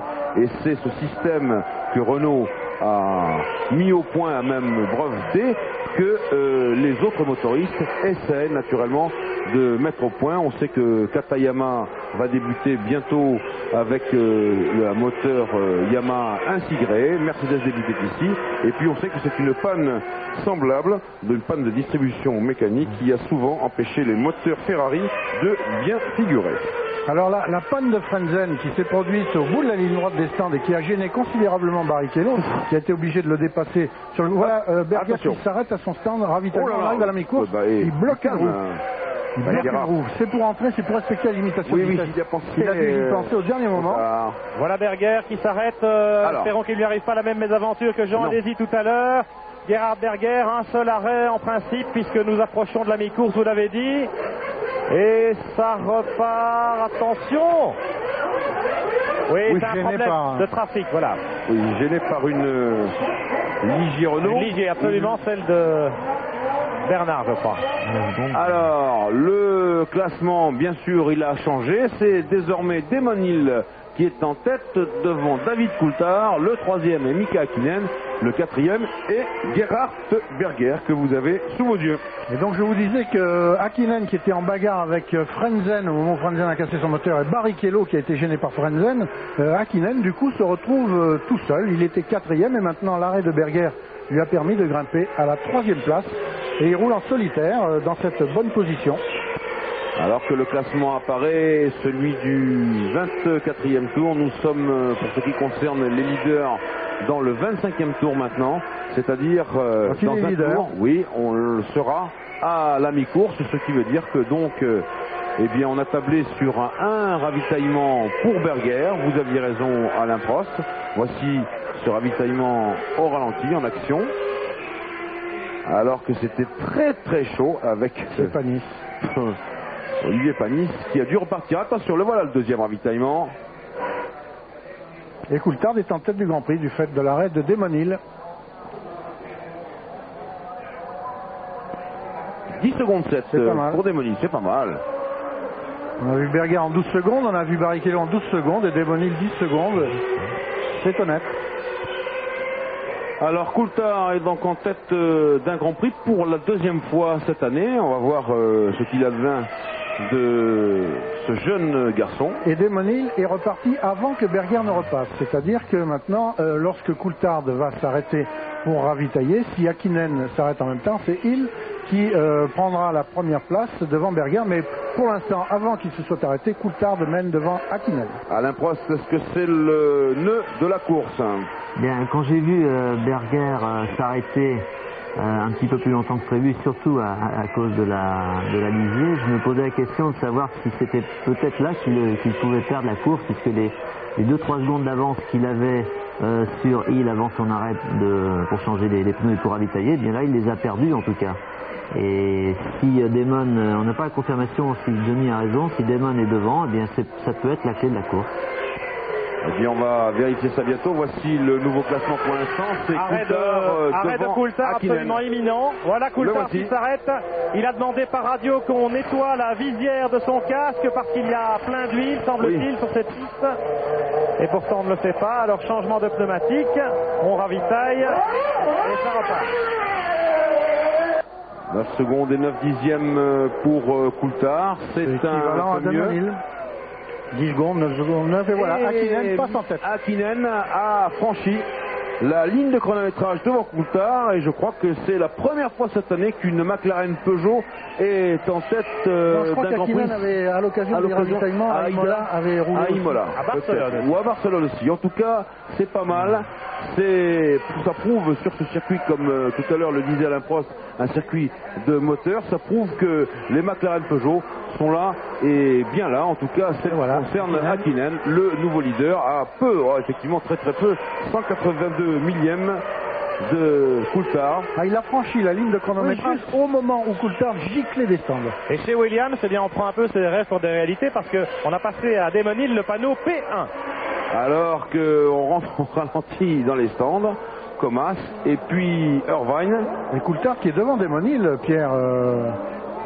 Oui, c'est ce que dit Pierre Van Vliet, on a passé P1, Damon Hill. Oui, non, mais non seulement Hakkinen est devant lui, mais Coulthard aussi. C'est P3, oui, bien sûr, bien sûr. Irvine. Alors qu'on revient ici. Voici Hakkinen. Sur Hakkinen. Et voici Coulthard et Damon Hill qui roulent groupés. Williams Renault qui roule complètement regroupés. Et Berger là-bas au fond, qui est quand même assez distancé. Il a une demi-ligne droite de retard sur les deux Williams. Et là, peut-être qu'Hakkinen, le moment est venu pour lui de ravitailler. Oui, il sert sur la droite. Il va s'arrêter, Hakkinen, Pierre. Alors attention. Hakkinen chez McLaren. Le voici. On est prêt. Stop. Et là aussi, donc, on s'oriente vers un seul arrêt ravitaillement. Petit coup de gaz et ça repart. 9 secondes 4, pas mal non plus pour Mika Hakkinen. Donc le classement est maintenant 1 Coulthard, 2 Hill, 3 Berger, 4 Hakkinen. Nous on va à Paris, on se retrouve dans quelques instants. Retour à Monza dans le 29e David de Coulthard et de Damon Hill, 25 tours jusqu'à l'arrivée. Et je disais tout à l'heure que les McLaren Peugeot redressent la tête sur ce circuit qui est très significatif pour les moteurs, mais quand même, je le disais aussi au départ de ce Grand Prix, le véritable enjeu, c'était la course des Williams-Renault, car elles étaient très à l'aise, elles ont été à l'aise aux épaules jusqu'à son abandon, et puis maintenant, Berger, après son ravitaillement, est 3e. Alors est-ce que Berger va pouvoir remonter? Ça paraît maintenant très difficile, en tout cas le classement est le suivant, il est en tête maintenant, devant Coulthard. Berger ne roule pas à une cadence très élevée, je ne sais pas s'il n'a pas des ennuis lui aussi avec sa commande de boîte, parce que il était reparti des stands avec 7 secondes de retard sur le tandem des Williams-Renault, et le voici à 10 secondes, il tourne en 1.28.8, alors que devant, il et Coulthard tourne en 1.27. Il perd plus d'une seconde au tour, Berger, alors que avant de ravitailler, il était en mesure de tenir les Williams à distance. Je ne sais pas si tout va bien dans la Ferrari. Alain Prost, Damon Hill est en tête de la course, Michael Schumacher n'est pas là, c'est le scénario idéal. C'est le scénario idéal pour le championnat, pour l'écurie Williams-Renault bien entendu. Non seulement Damon pourrait prendre 10 points et se retrouver seulement, on pourrait dire, à 11 points de Schumacher au championnat, et peut-être 16 points pour le championnat constructeur, sait-on jamais. Et je sais pas exactement ce que ça ferait, mais ce serait vraiment une opération fantastique pour eux. En ce qui concerne Berger, je suis assez d'accord avec Johnny. On comprend pas très bien comment il a pu perdre. On sait qu'il a perdu certainement 2-3 secondes pendant l'arrêt au stand, mais on n'a pas compris comment il en aurait perdu à peu près une dizaine dans son tour de ravitaillement. Et là maintenant, on peut penser qu'il a peut-être quelques problèmes. Pourquoi pas d'ailleurs des problèmes de boîte de vitesse et d'hydraulique qui pourraient affecter les deux voitures, puisqu'elle a affecté celle de Jean Alesi au début. Alors que là, on nous indique l'abandon de Michele Alboreto. Eh bien écoutez, c'est simple, pour ce qui concerne actuellement le classement des constructeurs de Formule 1, eh bien Benetton Ford est en tête avec 85 points, devant Williams-Renault 62 points et Ferrari 52 points. Vous voyez que c'est pas mal si évidemment Williams-Renault fait carton plein, alors que là nous avons l'arrêt de Christian Fittipaldi au stand à Rose, un arrêt qui se passe bien. Attention à la limitation de vitesse. Ici dans les stands à Monza, il y a des radars partout. Et le classement, bien maintenant c'est Hill avec 7 dixièmes d'avance devant Coulthard. C'est-à-dire qu'il s'écarte des Damon Hill, mais vraiment très peu de. C'est une course d'équipe maintenant que font les deux hommes, l'anglais et l'écossais de l'écurie Williams-Renault. Et on peut penser que Coulthard s'est obligeamment écarté devant son leader. Il sait très bien, sans qu'on ait, je pense, à lui passer de consigne depuis le stand, il sait très bien qu'il serait inconvenant de terminer dans l'ordre Coulthard de Damon Hill, puisque Damon Hill a cette chance inespérée de pouvoir revenir dans le sillage de Schumacher suspendu pour la course au titre de champion du monde 94. Et ça, c'est primordial pour Damon Hill, bien sûr, mais aussi pour l'écurie Williams-Renault, auprès de laquelle Coulthard tient à rester dans les meilleurs termes pour l'avenir de sa carrière. Damon Hill quand même pas mal, qui redresse un petit peu la tête maintenant. Une seconde d'avance. Course d'équipe, vous l'avez dit. Berger 3e, Hakkinen 4e, 5e Katayama, 6e Blundell, 7e Barrichello, 8e Fittipaldi, 9e Brundle. Les deux Williams-Renault comme à la parade. Le temps autour, la cadence de Damon Hill à Pierluigi Martini sur le sable. Après Alboreto, c'est Martini. Oui. Les deux Minardi sont out en 2 tours d'écart. Dommage pour cette petite équipe qui perd ces deux voitures. une petite équipe qui fait vraiment beaucoup d'efforts. Ben, c'est un freinage manqué tout simplement. À la variante Ascari. À la variante Ascari, comme Berger ce matin, mais le sable, le bac à gravier, arrête bien Martini, qui s'en sort bien. Nous, on va jouer au jeu top position, et pour jouer, Minitel 3615 code TF1.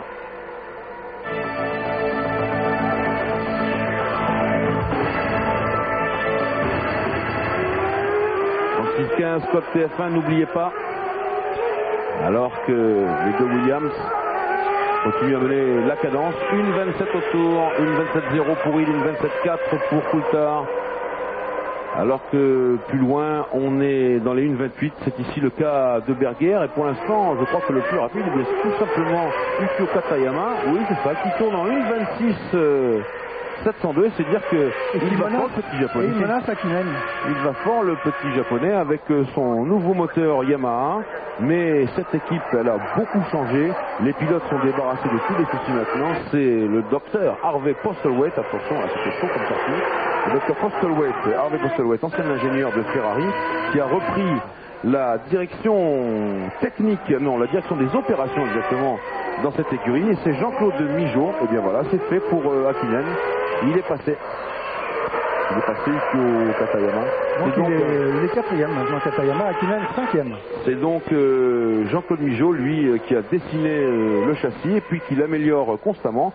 Vous voyez Jean-Claude Migeot qui dit que tout se passe maintenant sous les voitures, et vous voyez que l'aileron avant de la Tyrrell est très très très très haut. C'est le dépassement d'Hakkinen par Katayama auquel on vient d'assister. Hakkinen qui est resté parfaitement sur la droite de la piste, qui savait qu'il ne pouvait pas résister au retour de la Tyrrell du japonais. Le japonais dont on se souviendra qu'en début de course, il est resté très longtemps immobilisé à son stand, sans quoi peut-être serait-il en train de talonner, de menacer les deux Williams-Renault, qui sont toujours en tête de ce Grand Prix avec 15 secondes d'avance sur Berger, pour qui rien ne semble isolé. Oui, Berger, toujours loin. Il est maintenant à 15 secondes, alors que nous sommes à 20 tours de l'arrivée. À l'approche, est-ce que Berger pourrait se ressentir physiquement de son accident de ce matin? Peut-être un petit peu, mais je pense pas que ce soit ça qui lui fasse perdre autant de temps, parce que ça a été brutal. Il a perdu vraiment à peu près 7 secondes en l'espace d'un tour, donc c'est assez significatif normalement quand un pilote se rend compte d'un problème. Ça peut être un petit problème de boîte de vitesse, et il perd du temps avant de réaliser exactement ce que c'est, et peut-être de repartir, bien entendu, conduire à 100% des possibilités, mais pas les possibilités de sa voiture. Ça a l'air quand même assez significatif. Peut-être aussi dans son changement de pneumatique, une pression de pneus ou trop basse ou trop haute, la voiture étant peut-être moins bien équilibrée, mais l'écart est quand même très important par rapport à ce que la Ferrari était capable de faire en début de course. Alain, en Belgique, on a souvent vu dans les comptes rendus d'après-course des pilotes, ceux qui en tout cas avaient effectué 2 arrêts et donc 3 fois changé les pneus, que avec le deuxième train, ça n'allait plus du tout, la voiture vibrait. Avec le deuxième train, j'étais mal équilibré, et puis le troisième train était super compétitif. Est-ce que il peut arriver que différents trains de pneus ne soient pas tout à fait de la même valeur? Oui, tout à fait.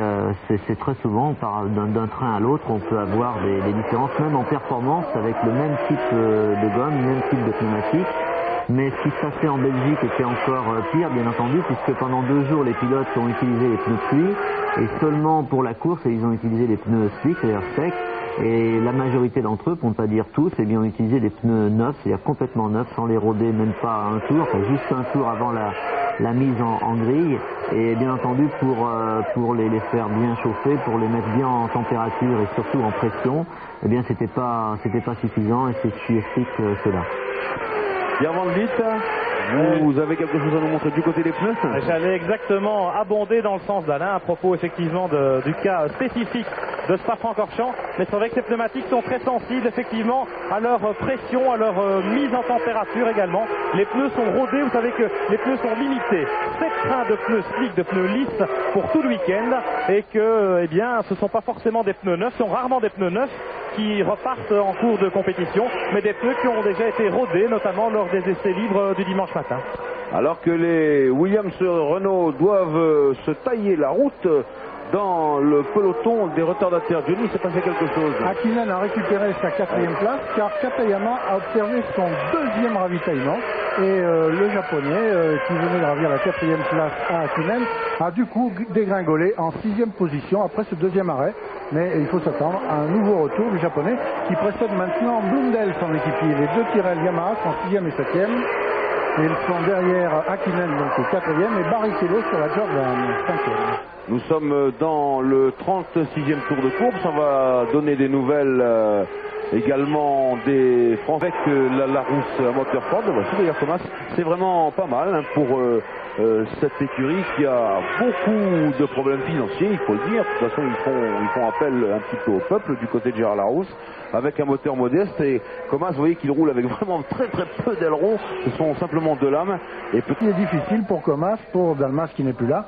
Comas qui réussit quand même à précéder, on voit ici Irvine qui va concéder un tour aux 2 Williams-Renault.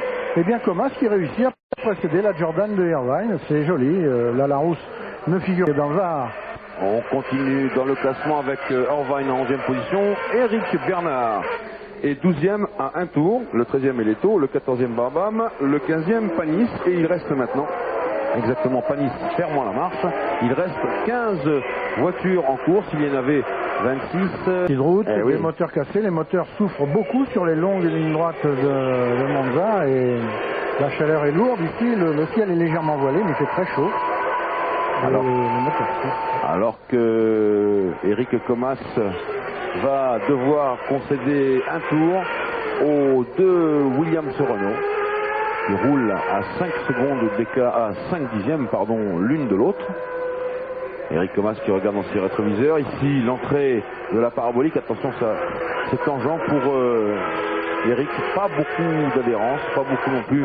De tout remballer chez Ligier, ils ont opéré les 2 ravitaillements. Les voitures sont toujours en course, rassurez-vous, mais ils remballent tout parce que, vous savez, ici à Monza, eh bien, une fois la ligne d'arrivée franchie, il vaut mieux se mettre aux abris parce que les tifosi envahissent la piste et que les écuries ont tendance à se barricader vite fait. Alors Pierre, bonne nouvelle pour Ligier, c'est que Bernard, qui est actuellement 12e après être parti dernier, eh bien Bernard remonte, il est en 12e place et il se rapproche à vitesse grand V de Irvine qu'on a vu tout à l'heure et de Comas qui est ici. Il passe impeccablement. Alors Pierre, vous allez parler des titres, heureusement. Bien sûr, Coulthard a fait ce qu'il fallait, petit coup de volant pour se placer vers l'intérieur de l'entrée de la parabolique. Et les choses ont l'air de s'améliorer un petit peu pour Berger, qui a repris un rythme plus conforme aux possibilités de sa voiture. Maintenant, il est au-dessous des 1 minute 28 au tour, alors que gêné par le trafic, les Williams sont au-dessus de ce rythme-là, si bien que de 14 secondes, le retard de Berger est tombé après, c'est pas grand-chose. Enfin, ça prouve au moins que Berger n'a plus d'ennui technique. 1 minute 28 au tour pour il et pour Coulthard, 1:27 pour Berger, 1:28 pour Hakkinen, 1:28 pour Barrichello, 1:26.9 pour Katayama. Alain, ces cadences vous assurent quelque chose? Non, je sais pas. Je regardais la voiture de Damon qui semble toucher un petit peu au freinage. On a vu de temps en temps quelques étincelles. J'espère qu'elle n'est pas réglée trop basse comme celle de Schumacher en Belgique. Sinon, à part ça, je pense qu'à une quinzaine de tours de l'arrivée, la cadence, c'est normal. Damon n'a pas vraiment peur de David Coulthard juste derrière lui, donc il se contente normalement simplement de maintenir l'écart. C'est Panis. Alors c'est Panis, c'est un incurseur dans le sable. Non, il maintient simplement l'écart normalement. C'est Panis qui vient d'être repassé par Brabham. Panis était 14e devant Brabham 15e. Et là, Brabham a profité de cette petite faute de Olivier qui a laissé passer Katayama apparemment, qui lui prend un tour. Et on va voir ce qui se passe exactement. Katayama se présente, Olivier, il fait exactement ce qu'avait fait Schlesser avec Senna en 88, mais lui il va tout droit, alors que Schlesser avait réussi à virer. Il va tout droit, il traverse en accrochant Senna ou Senna accrochant Schlesser, la discussion n'a jamais été close. Et Panis, du coup, a encrassé ses pneus. C'est Blundell, hein, Johnny. C'est pas Katayama, c'est Blundell. Et Panis a été repassé par Brabham et la Simtek. Un coup classique, on regarde trop dans ses rétroviseurs, c'est ce que Schlesser avait fait, mais à un moment donné il faut tourner, Schlesser avait fait ça, et pour le pauvre Panis, eh bien, c'était trop tard. Panis très surveillé par les Français. Et du coup, chez Ligier, eh bien, on prépare évidemment 4 pneus neufs pour Olivier Panis qui va devoir s'arrêter une deuxième fois. Ouf, il y a du gravier. Il y a Blundell du qui a fait la même chose alors. Et oui, voilà. Et allez, il y Blundell va. a fait la même chose à la chicane Ascari. Il a chargé sa voiture involontairement de gravier et au freinage, évidemment, tout le gravier s'est tout engouffré dans les bouches d'aération des radiateurs. Et bien au freinage, ce gravier est propulsé en avant. Et pareil pour la Tyrrell que pour la Ligier, les pneus sont bien encrassés. Alors que Desmonil a maintenant 8 dixièmes d'avance sur David Coulthard. On va voir maintenant le vrai chronométrage. Top pour l'un, top pour l'autre. 9 dixièmes. Desmonil n'accélère pas la cadence, mais c'est peut-être David Coulthard qui cède un peu de terrain. Mais comme on le disait, c'est une course d'équipe. Par conséquent, il n'y a pas grand-chose à espérer, je crois, du côté de David Coulthard. Sinon, effectivement, un problème pour Desmonil. Et à ce moment-là, c'est lui, David, qui gagnera la course. Attention, je crois que Berger est aux prises avec une Ferrari. J'ai l'impression qu'il la viole un peu, Alain, pardonnez-moi cette expression, mais il la secoue sèchement vraiment dans les chicanes. Qu'en pensez-vous? Oui, dans cette chicane, en tout cas, depuis le début de la course, il est... Alors, c'est une voiture en tête à queue, il est assez violent. Avec un moteur cassé, on y reviendra, on va voir qui est-ce. C'est Mark Blundell. C'est Mark Blundell. Bon, ce n'est pas Yukio Katayama. J'avais peur qu'il perde sa 5e place. Oui, Alain, on parlait de Berger, oui. Non, c'est le style quand même assez caractéristique de Berger, notamment dans les chicanes, de monter. Ça, c'est vraiment un problème typique au freinage, hein, apparemment. Donc, il a dû bloquer une roue. Peut-être que son incursion tout à l'heure dans le sable et notamment sur les bordures. Lui a fait peut-être casser quelque chose, c'est pas du tout possible. De tout ce qu'on voit, Alain, moi je trouve que tout ça, ça repose un peu et le problème des chicanes, le problème des vibreurs vraiment un peu trop haut, et puis le problème des bacs à sable qui n'arrêtent pas toujours les voitures comme elles devraient les arrêter. Par exemple, Berger ce matin, et là aussi une nouvelle fois Blundell. Le bac à sable, c'est évident que c'est très bien quand le sable est relativement mou. Quand il est bien préparé, c'est-à-dire par vague, parce qu'il ne faut pas qu'il soit plat et dur, ça paraît logique. Et surtout, il est très très efficace quand la voiture arrive de travers, mais quand la voiture arrive soit de face, soit en marche arrière, ça ralentit un tout petit peu, mais pas bien entendu suffisamment. Donc il faudrait de temps en temps penser à autre chose. On peut penser à des énormes blocs de mousse ou bien peut-être même des courroies assez rigides mais qui se déchireraient. On peut penser à pas mal de choses, mais là c'est une refonte très très importante de la sécurité sur les circuits en général. Alors que je crois, Pierre Van Vliet, vous voulez nous dire quelque chose du côté de l'essence peut-être? Oui, absolument. J'ai une explication, mais qui vaut ce qu'elle vaut. On va demander à Alain Prost ce qu'il en pense de la baisse de cadence de Gerhard Berger après son arrêt. Son arrêt qui a été très long. Hein. Notamment, il a été gêné par la Ligier qui était juste devant lui. Donc, il a perdu non seulement en arrivant, mais aussi en repartant des stands. Vous savez que le moteur V12 Ferrari est très gourmand. Il consomme donc beaucoup.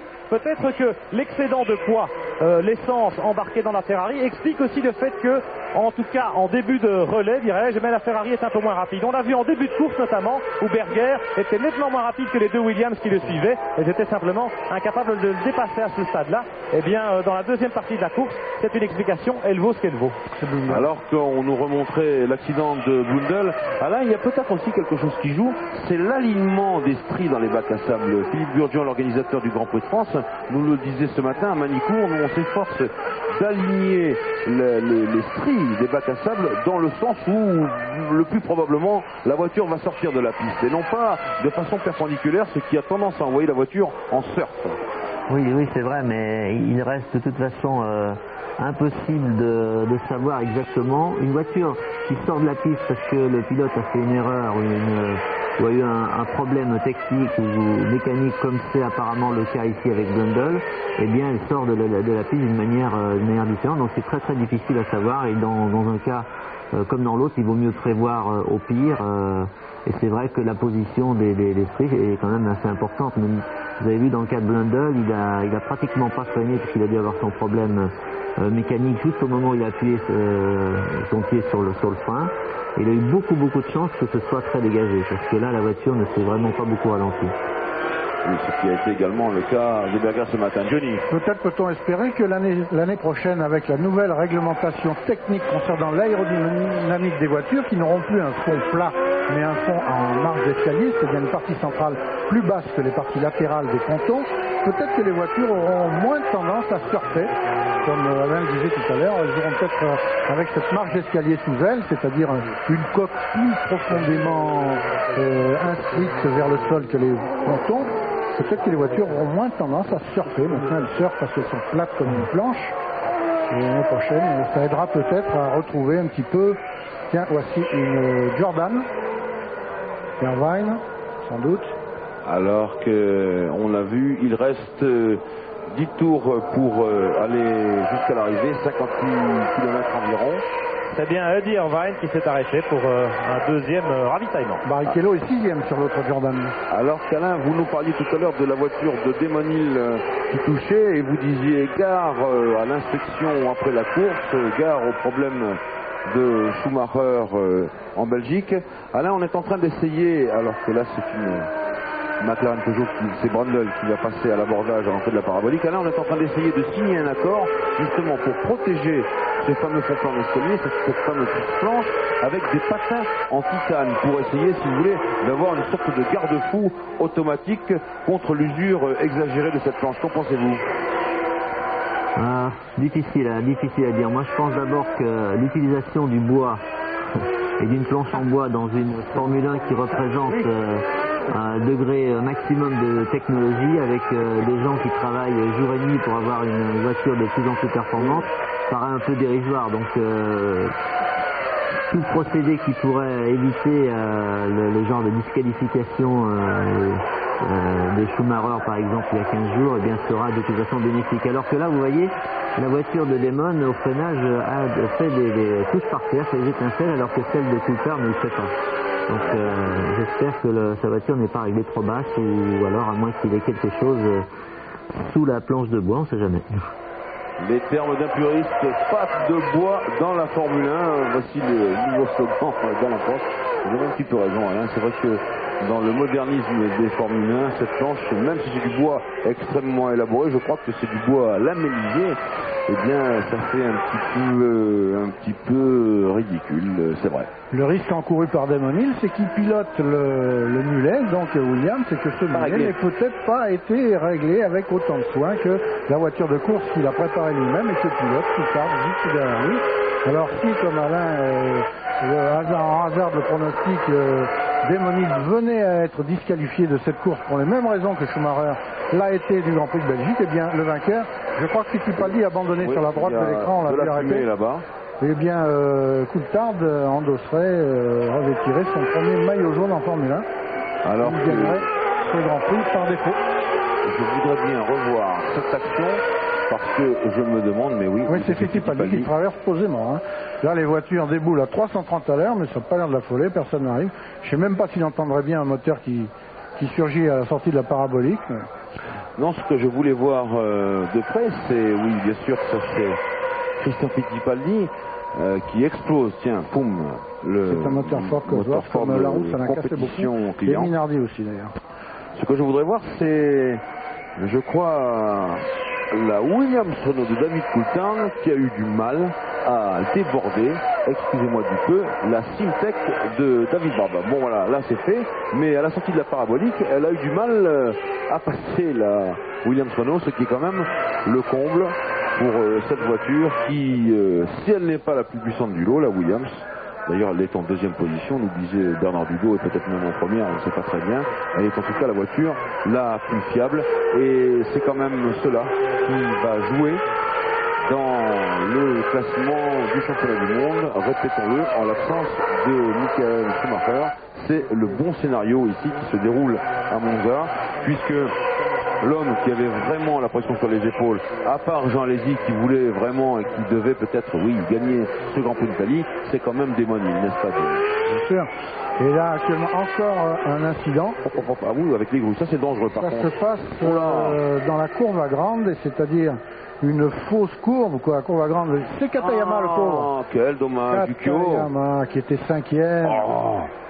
Katayama, les deux Tyrrell ont abandonné sur sortie de route l'une après l'autre.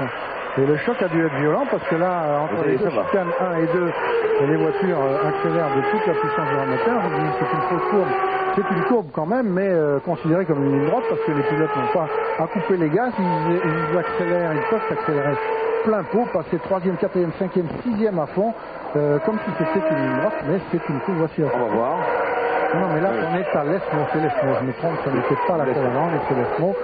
C'est le nouveau virage de l'Esmo, et donc là, c'est un incident un peu plus explicable. Donc, une course pareille. Absolument, c'est dommage en tout cas pour Katayama, mais cela nous change le classement. 1 Hill, 2 Coulthard, 3 Berger, 4 Hakkinen, 5 Barrichello et 6 Martin Brundle. Oui, ça nous fait maintenant 2 McLaren Peugeot dans les 6 premiers classés.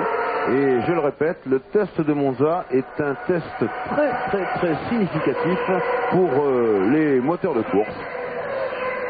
Brundle qui avait maille à partir avec Fittipaldi, qui talonnait Fittipaldi depuis une vingtaine de tours, qui a été débarrassé de Fittipaldi lorsque le moteur du jeune Brésilien a cassé, et qui a été débarrassé de Katayama par la sortie de route du Japonais, et qui maintenant, Brundle pointe dans les points. Il est 6e, il marque 1 point si on arrête la course à cet instant. Il marquerait 1 point au championnat du monde, tandis que Hakkinen occupe la 4e place. Comme vous le dites Jean-Louis, les deux McLaren Peugeot dans les points.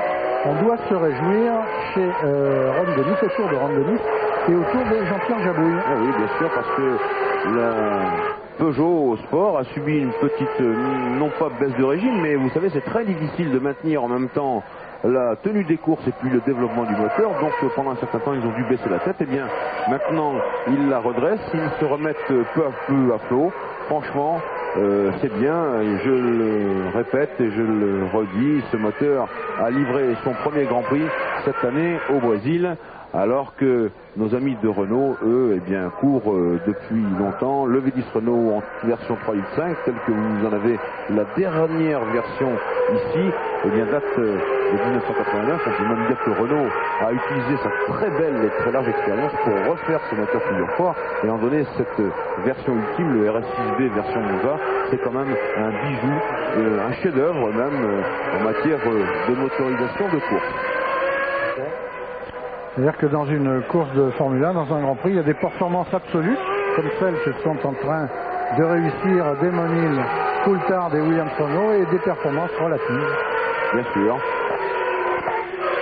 En tout cas, chez Renault, on met les bouchées doubles. Vous savez que on tient encore à combattre. On ne se rendra pas jusqu'au Grand Prix d'Australie mi-novembre pour le championnat du monde des constructeurs de Formule 1. Et puis ici, en l'absence de Schumacher sur 2 Grands Prix, car je vous rappelle que Schumacher est en pénitence ici en Italie et puis ensuite au Portugal, eh bien cela pourrait remettre Desmonil à flot et nous valoir une très belle course.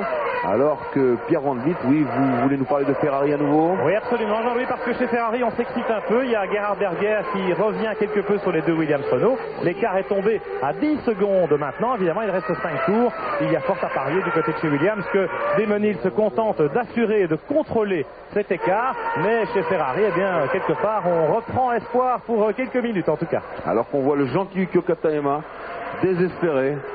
Il regarde depuis le rail de sécurité ses compagnons en train de filer vers une autre place. Je me demande s'il n'est pas occulté par un médecin. Ah, il y avait quelqu'un dans son dos qui avait l'air de, je sais pas, de le masser ou de faire quelque chose. En tout cas...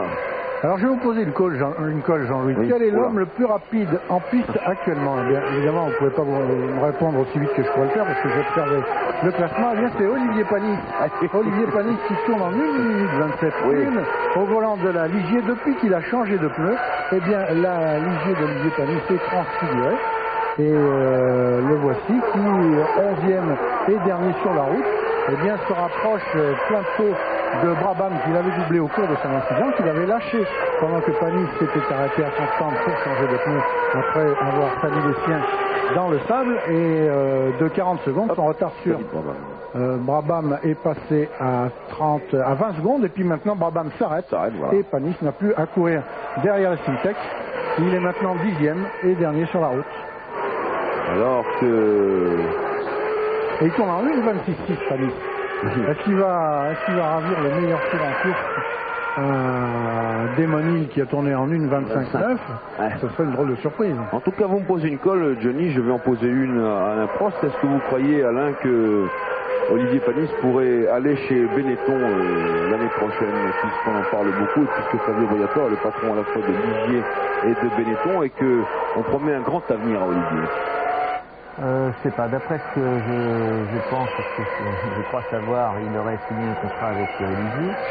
Ligier appartenant aussi à Flavio Briatore, d'un commun accord, il pourrait peut-être peut-être transférer ce pilote, mais apparemment c'est pas, je crois, le but et le vœu de Flavio Briatore, c'est surtout de le laisser chez Ligier et que Ligier soit de plus en plus compétitive, alors que lui, chez Benetton, il a un pilote qui s'appelle Schumacher et qui lui donne toute satisfaction. Donc plutôt que de mettre tous les jaunes en même panier, c'est mieux apparemment de jouer la carte Ligier avec Panis, et Panis est très apprécié de toute l'équipe. Ce serait vraiment dommage, surtout pour l'équipe d'ailleurs, et peut-être même pour lui d'ailleurs, mais surtout pour l'équipe de le laisser partir.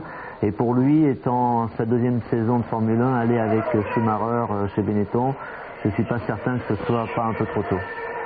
Eh bien, en tout cas, ça pourrait être un bon point pour Olivier Panis, puisque je vais vous donner la dernière rumeur en date dans ce paddock. Eh bien, il paraît que puisque Renault doit laisser Ligier à la fin de cette saison 1994, Ligier serait en train de chercher très fort du côté du nouveau moteur Honda Mugen.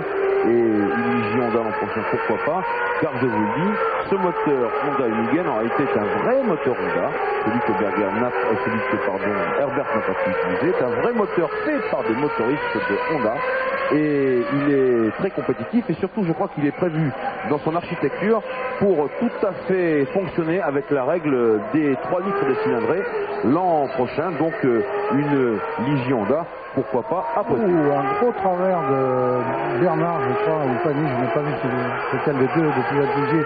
C'était tandis que Berger lance ses forces dans la poursuite des deux Williams. Il n'y a plus que 2 tours à couvrir et il n'a plus que 6 secondes de 3 de retard sur Coulthard, la moins bien placée des deux Williams. On se souvient qu'en 88, Berger avait déjà effectué une course poursuite comme ça après Senna, que Senna, dans le dernier tour, s'était accroché, l'avant-dernier, s'était accroché avec Chausser, et c'est ainsi que Berger, en pressant, à quelques secondes, en pressant Senna, eh bien, l'avait poussé à la faute, si on peut dire, si Senna avait fait une faute, toujours là, pas sûr, et en tout cas, lui avait ravi, lui avait subtilisé la victoire, une victoire qui a fait énormément de bruit en Italie, personne n'y croyait, les McLaren avaient gagné les 12 premiers Grands Prix de la saison, et elles partaient pour gagner les 16, et finalement elles n'en ont gagné que 15. Oui, le pari de McLaren d'ailleurs avait été très osé au début de saison, c'était de gagner les 16 courses, c'était un pari affiché. Mais il reste 2 tours à courir, bien sûr que Berger là-bas est en vue, bien sûr qu'avec un petit peu d'aspiration, vous l'avez dit, je crois, c'est Eric Bernard, il peut contribuer à le ramener sur les Williams-Renault, mais enfin, maintenant il reste tout au plus une douzaine de kilomètres, ça c'est pas beaucoup, c'est beaucoup à la fois. Plus qu'un tour, plus qu'un tour, donc plus que 5 kilomètres. Là, le public attend les drapeaux, hurle, siffle, encourage Berger qui n'entend rien, mais qui donne son maximum. Berger, formidable Berger quand même, qui ce matin, c'était un soleil formidable et qui intact psychiquement et physiquement, conduit une course merveilleuse, quoi, la même course que Jean Alesi aurait voulu produire, qu'il était en train de produire lorsque sa voiture l'a trahi. Jean Alesi, une pensée pour Jean Alesi. Oui, bien sûr, qui a dû maintenant quitter cet autodrome qu'il va considérer comme maudit. C'est là où il a obtenu sa première pole position, c'est là où il voulait sa première victoire, et c'est là qu'il ne l'a pas eu. Pour l'instant, ce qu'on a, eh bien, c'est Démonil qui file vers sa 4e victoire de la saison. Elle serait la 7e victoire de sa carrière, alors que ça nous ferait aussi très très belle performance pour Williams-Renault que ce doublé.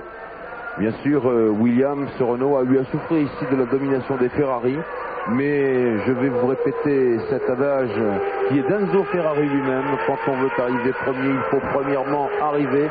On ne le répétera jamais assez, alors que c'est Eric Bernard. Oui, il y a une Williams en difficulté. Williams en difficulté, mais non, c'est Demonil, c'est Coulthard. Et c'est Demonil gagne et Berger est deuxième. Et Berger, voilà, top pour lui, il passe en deuxième position. Et bien Coulthard trahit dans les 200 derniers mètres de ce Grand Prix d'Italie. Alors Coulthard, s'il ne franchit pas la ligne d'arrivée, eh bien il va encore perdre des places au profit de Häkkinen, au profit de Barrichello et de Brundle. Il aura un tour de moins que voilà Häkkinen qui vient de passer, qui est troisième. Coulthard qui doit pousser sa voiture dans son élan. Et il ne passe toujours pas. Pour l'instant, le premier, c'est Damon Hill avec sa Williams-Renault. Le deuxième, c'est Gerhard Berger avec sa Ferrari, alors qu'à 200 mètres de l'arrivée, on prévoyait le doublé des Williams-Renault. Pour Renault, là, pour Williams-Renault, parce que dommage, au lieu de marquer 16 points, et voilà. On regarde. Barrichello est quatrième. Donc Brundle va arriver. Et Bernard qui a effectué une remontée formidable, qui avait passé Comas il y a 5 ou 6 tours, et bien Bernard qui était 7e. Ah non, Bernard ne s'est pas dédoublé, il va rester 7e. Il va rester 7e Bernard. 1 Hill, 2 Berger, 3 Häkkinen, 4 Barrichello. Voilà Coulthard qui va passer la ligne d'arrivée à pied. Coulthard est en 5e position. Le 6e. Non, ça va être le contraire, Jean-Louis. Brundle. On se retrouve dans quelques instants pour le podium et l'analyse de la